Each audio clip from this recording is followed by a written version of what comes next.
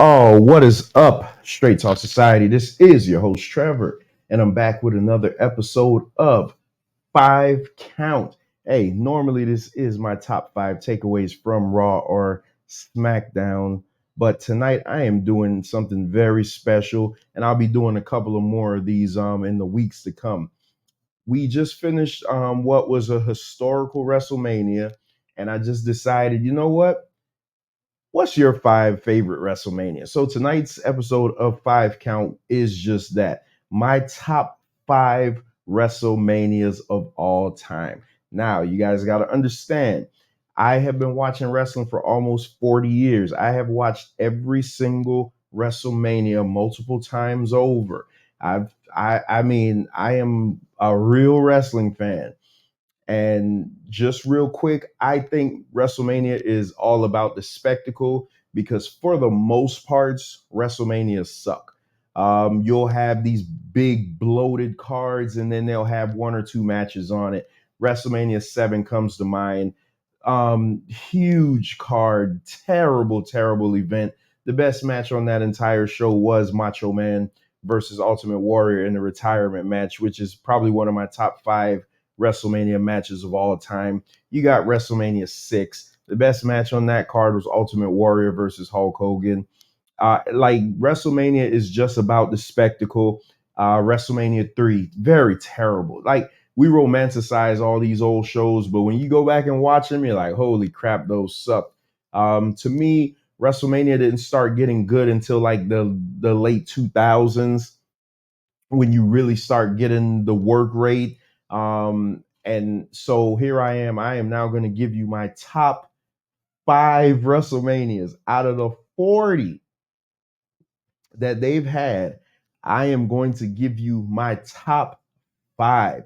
And right off the bat, my number five is just going to piss everybody off because they're going to be like, there's no way in the hell that this should be on there. But my number five WrestleMania of all time is WrestleMania 4.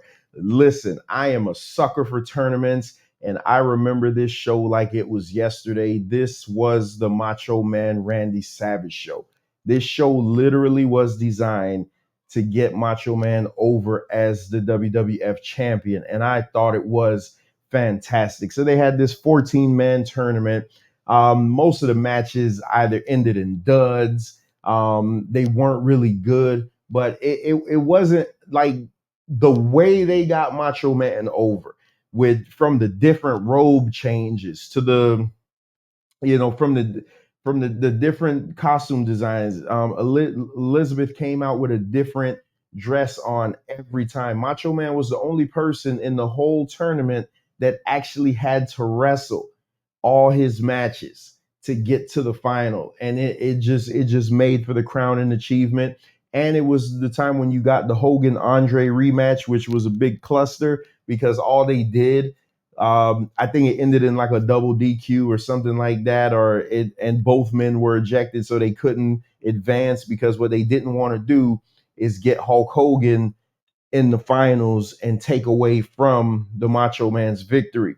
So the finals ended up with Macho Man versus Ted DiBiase, who, fun fact, Ted DiBiase is the one who was supposed to win this tournament, but the Honky Tonk Man didn't want to drop the IC title to Macho Man, so they in turn had Macho Man win this tournament, and I think it just set Macho Man off in the stratosphere. Macho Man had a very, very underrated WWF title run, which led all the way to WrestleMania 5, where the Mega Powers exploded. Still one of the greatest storylines ever in WWF history.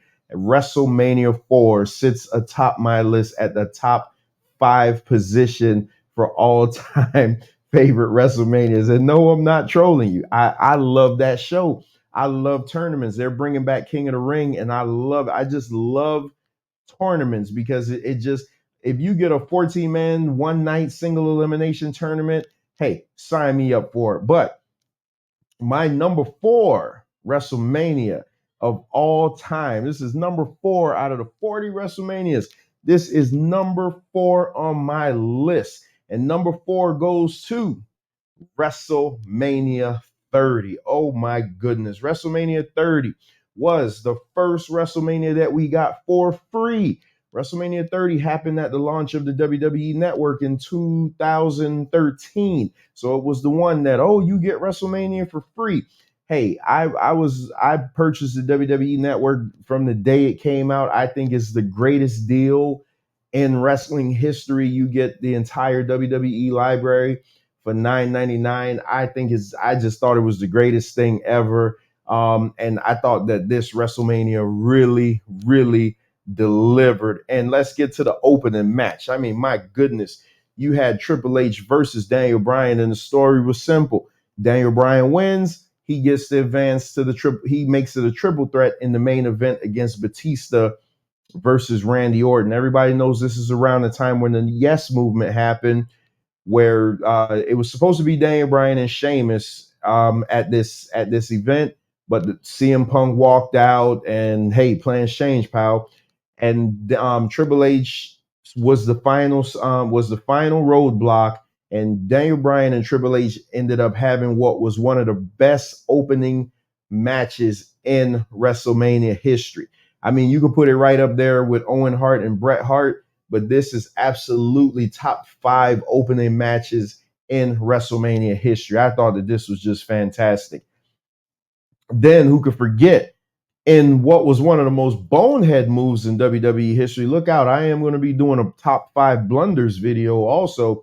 You had the Eater of Worlds, Bray Wyatt, taking on John Cena, and all they had to do was one thing different: not let John Cena beat Bray Wyatt, and Bray Wyatt would have been a made man.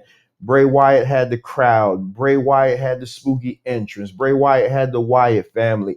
But Bray Wyatt was organically over. So when you have an organically over superstar, what do? Boom, let's break the glass and call John Cena to put him under the ground with the golden shovel. Nevertheless, outcome be damned, it still was a fantastic match. Oh my goodness. Then who could forget the most shocking moment probably in WrestleMania history, the end of the streak.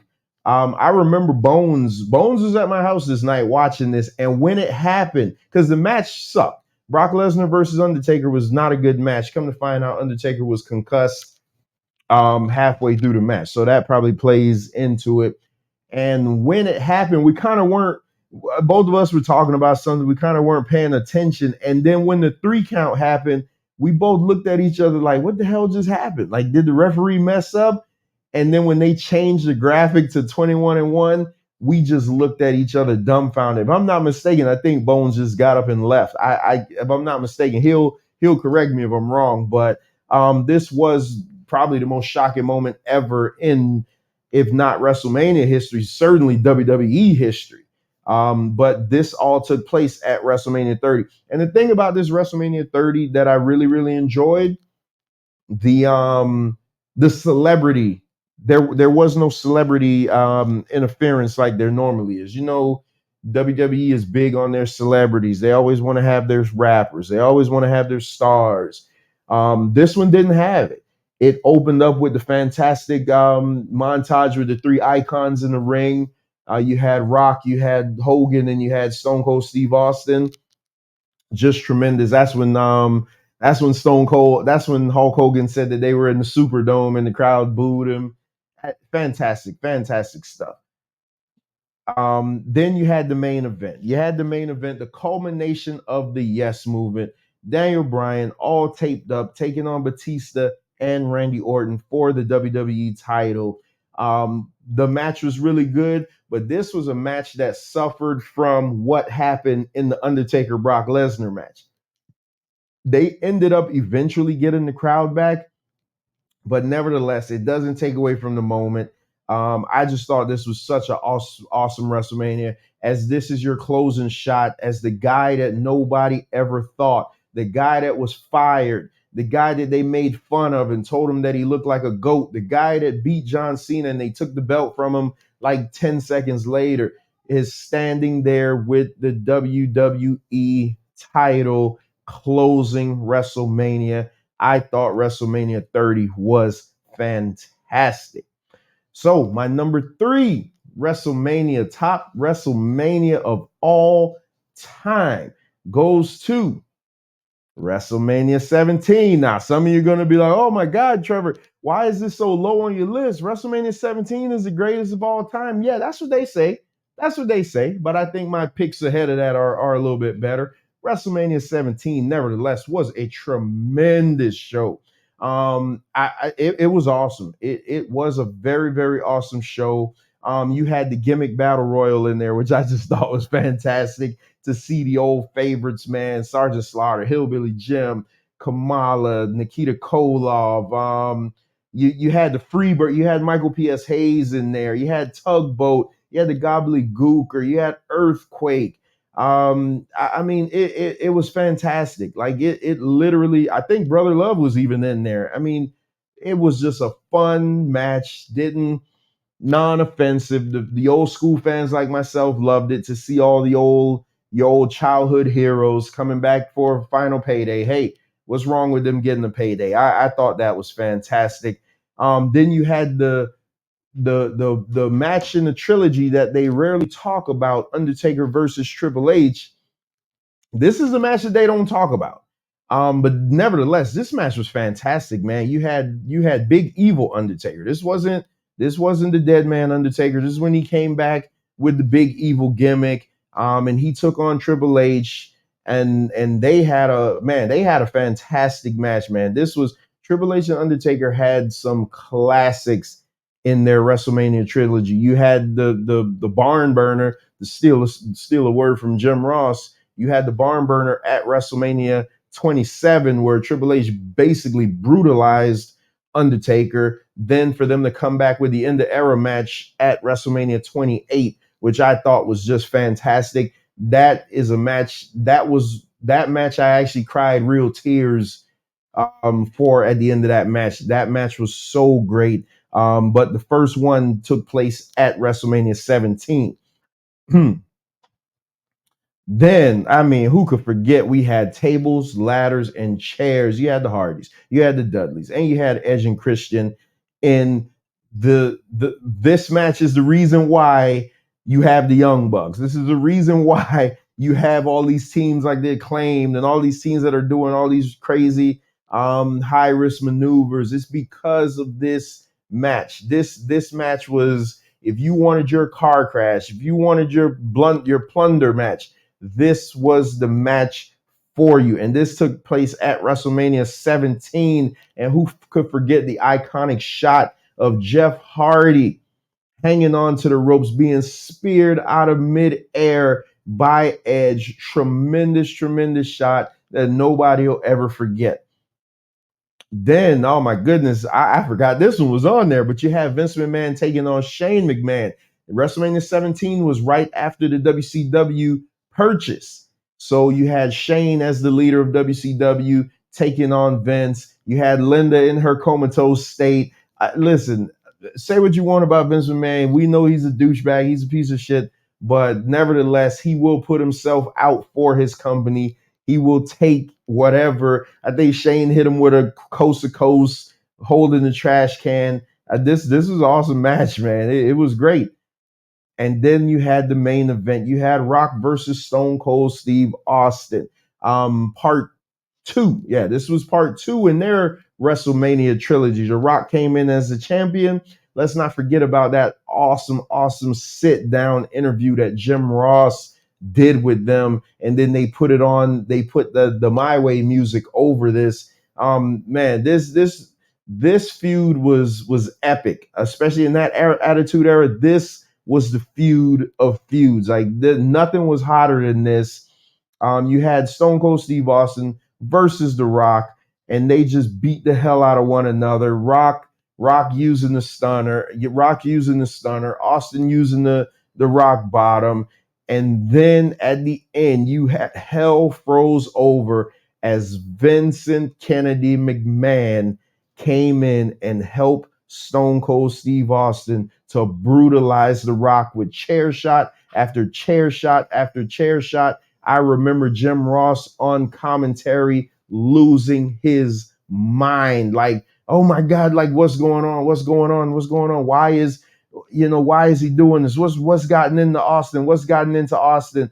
And then the handshake that they say killed the Attitude Era. I don't think this killed the Attitude Era at all. Stone Cold said that he felt his character was getting stale, and he turned heel, aligned himself with Vince McMahon. Stone Cold says is he if he would have went back and did it over, what he would have done is he would have just hit Vince with the stunner and left, and nothing would have changed. The fans would have still loved him. The fans never accepted the heel turn, but nevertheless, it did happen. So let's go to my number two. Oh my goodness, we're already at that penultimate one right now.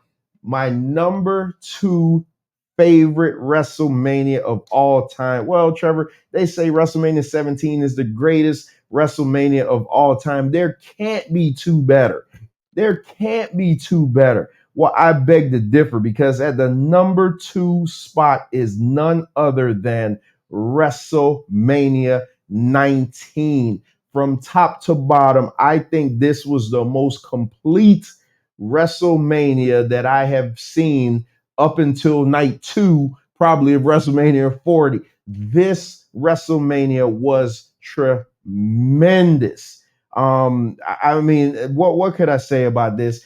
On the undercard, you had Shawn Michaels versus Chris Jericho in a phenomenal match, and that's when at the end when Chris Jericho kicked him in the balls because he was like, I just wanted to see if I was better than you. They tried the whole respect angle, but Jericho, being that slimy dirtbag heel that he kicked Shawn Michaels square in the nuts. And it was nothing to see here, but tremendous match. Then you had the match that had no business being as great as it was. You had Hulk Hogan versus Vince McMahon in the battle of egos. Who created Hulkamania? Was it Vince McMahon or was it Hulk Hogan? One can't operate without the other. So let's fight it out. The promos leading up to this, Vince McMahon stabbing Hogan in the head with the pen and signing the name in blood on the contract. There was an epic shot in this match of Vince McMahon coming up from the ring apron with the crimson mask. I couldn't find it online. I wish I could, but my goodness, was that a tremendous shot. These two beat the hell out of one another. Shane McMahon came out at the end just to check on his dad. Man, this match was fantastic. Then you had the trilogy. Hollywood Rock. Rock leaves. Rock goes on and he's conquering Hollywood. Nothing to see here. No reason to be in WWE anymore. You guys don't like me anymore. Stone Cold Steve Austin. At the time, we didn't know that this was going to be it for him. Stone Cold Steve Austin wrestling in his last match before his match 2 years ago against KO. Being rushed to the hospital the night before. They went in and tore the house down in their trilogy. It wasn't as good as the previous year, but it as 17, but it was fantastic nevertheless. With The Rock finally, as The Rock said, I'm in Hollywood. Acts 1 and 2 mean nothing. It's Act 3 that matters. Finally getting the 1, 2, 3 on his arch nemesis, the Rattlesnake Stone Cold Steve Austin. And then you had probably one of the most controversial matches in WrestleMania history. What ended up being a great match, besides the ending. The ending was terrible. And everybody knows Triple H is my favorite wrestler. I love Triple H. I think Triple H is a wrestling god, but this was terrible here. They had absolutely no right to do this to Booker T. So withstanding the finish, this match itself was great. Booker T is so much more better than what they give him credit for in the ring. And him and Triple H went in there and tore the house down for the World Heavyweight Championship. What I didn't like is Triple H hit Booker T with one pedigree. Triple H went to the back, got a glass of water, got a massage. I'm joking, obviously, but came back and still was able to cover Booker T. All it took was one pedigree with a 10-minute window between it. So finish be damned. But the body of the match itself was fantastic. They just made the wrong call. Booker T should have beat Triple H that night. it wouldn't have hurt Triple H one bit to lose that match. I mean, he could have got it back couple pay-per-views down the line. You could have got 3 matches out of this because everything that they did leading up to this said that Booker T was leaving WrestleMania as a champion. The people like you don't get to be in top, which so many people get offended by that. That doesn't offend me because I knew exactly what he meant by people like you. He didn't mean black people. Everybody wants to take it as, oh, black people is what he was talking about. No, he was talking about people from WCW, criticizing WCW as being the second rate company. That's what he was doing. But, everybody tries to make everything so personal. It is what it is. You watch wrestling, you consume wrestling however you want. And then you had the main event. You had the main event of the evening, the passing of the torch, I should say. Brock Lesnar, the next big thing, taking on Kurt Angle. Now, we know Kurt Angle was completely destroyed. He would go into surgery right after this match. Brock Lesnar, athletic freak. Kurt Angle put him over like $1,000,000. Brock Lesnar almost offed himself in this, doing that shooting star press that he had no business doing. I heard that he was hitting it like crazy in OVW. It didn't work that night, and he really almost made it. It was almost a bad day. It almost ruined WrestleMania, but he was able to overcome it, getting the 1-2-3 over the Olympic gold medalist Kurt Angle. So now, I mean, just an awesome time. So, oh my goodness, Trevor, you would say WrestleMania 4, WrestleMania 30, WrestleMania 17, WrestleMania 19. What is your number one WrestleMania of all time? Let me sip my coffee. That's a good question. 40 WrestleManias, and I've watched them all. Which one did I pick to be my number one of all time? And the number one WrestleMania of all time to me is WrestleMania 31. Oh my goodness. I'll tell y'all, I'll tell you guys the story behind this later, but WrestleMania 31, I mean, this thing just started out on fire. You had Seth Rollins versus Randy Orton, and they did like the damnedest RKO spot that you'd ever see. Seth Rollins going for the curb stomp. Orton lifts up, elevates him in the air, hits him for the RKO. 1, 2, 3. I mean, just a tremendous match. Randy Orton is still operating at this insane level. I saw Randy Orton live in person a couple of months ago. He stayed after to shake hands and sign autographs for like 10 minutes straight. They kept trying to get him to come back to the back, and he kept waving them off. Randy Orton is the man, and Seth Rollins is the backbone of the WWE. I hope he takes all the time he needs off so he can get better, heal up, and come back better than ever, man. Seth Rollins is that dude.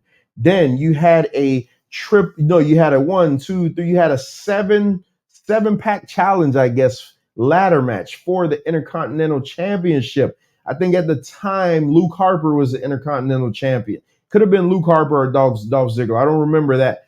But this match was tremendous. Like this match, just a tremendous ladder match. Won by Brian Danielson, who just had a fantastic 15-star match. I gave it against Will Ospreay on AEW Dynasty. But Brian Danielson won this match for the IC title. Then you had John Cena versus the hot heel Rusev. I mean, here you have another WrestleMania, like you had WrestleMania 30, where John Cena takes on the up-and-coming heel that all they need to do is pin John Cena 1, 2, 3 on the mat, and they will be made. And here's the crazy thing.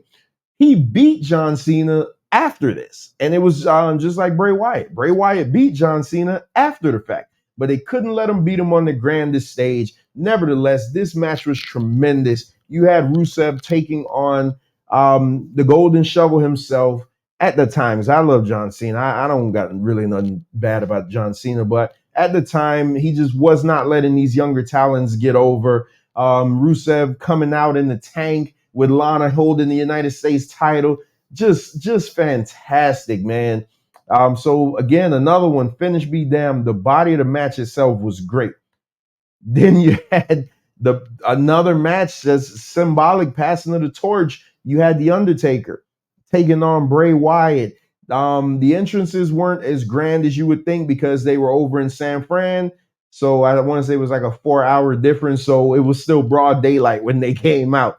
But nevertheless, man, this moment here would be etched in our memories forever. Just a tremendous match. Undertaker has so much respect for Bray Wyatt and what he did. Bray Wyatt's gone way too soon. He could have been this new generation's Undertaker had Vince McMahon not bumbled the Fiend character. But and man, I just wonder what could have been with Wyndham Rotunda, man, had he really been able to get into that next gear of his career. Oh boy, then you had the match that I know my co-host is going to crap all over. You had the Icon Sting finally coming over to WWE to take on Triple H. This should have been Sting versus Undertaker. I would give you that. This is one of the most missed opportunities ever in WWE history. This should have been the Undertaker and Sting moment here, but they gave it to Triple H instead. This match here was just, I mean, Sting was doing top rope dives to the outside. They had the baseball bats, they had the sledgehammer. Then all of a sudden, you hear the DX music coming out, and you're like, "What in the world?" DX is coming out to attack Sting. Then you hear the NWO music.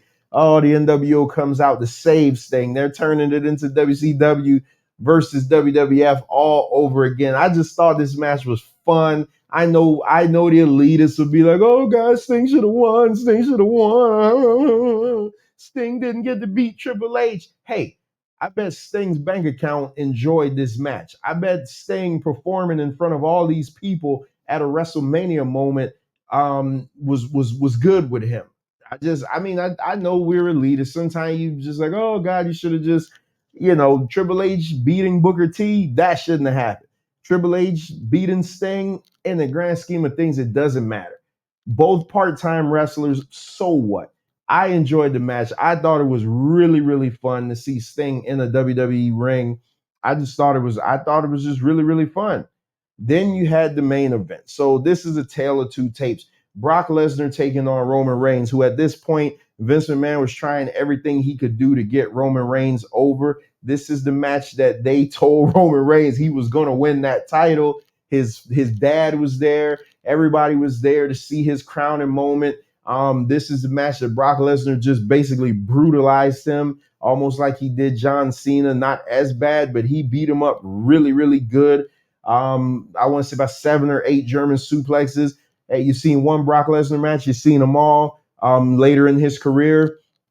But this match was just, I think what they were working to is that they wanted to get all the heat on Lesnar and have Roman make this babyface comeback, this valiant babyface comeback. But it didn't work because at this time the fans weren't buying Roman because he was being forced down everybody's throat. No diddy.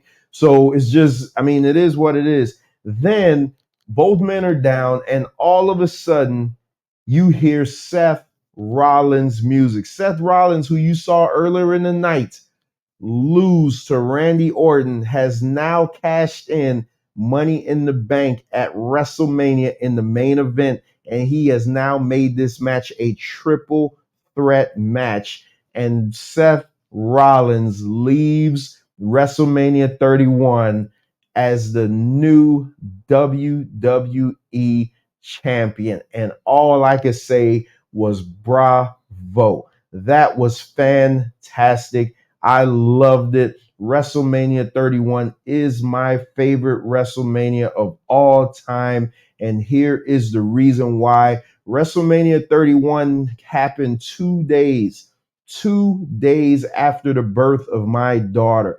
Many of you who know me personally, my daughter was born 3 months early. I spent that entire weekend going back and forth to the hospital, back and forth to the hospital. My wife was in one hospital. My daughter was in another hospital in the NICU, going back and forth, going back and forth. I was in the hospital with my wife, and she looked at me and she was like, "Listen, man, there's nothing you could do. Just go home and get some rest." I'm like, "Nah, I can't leave you guys. Even though I got one place, one the other place, I can't leave you guys." And she begged me to go home. I went home. WrestleMania was on, and for those 4 hours, the WWE gave me it didn't take my mind off of things, but for those 4 hours, it was probably one of the most fulfilling times watching TV ever.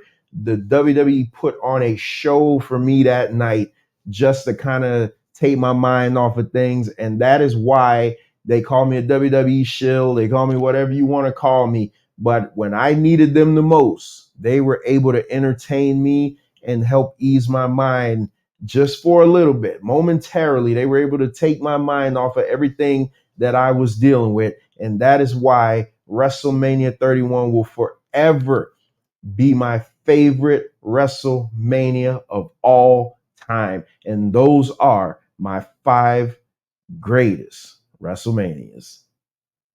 Peace!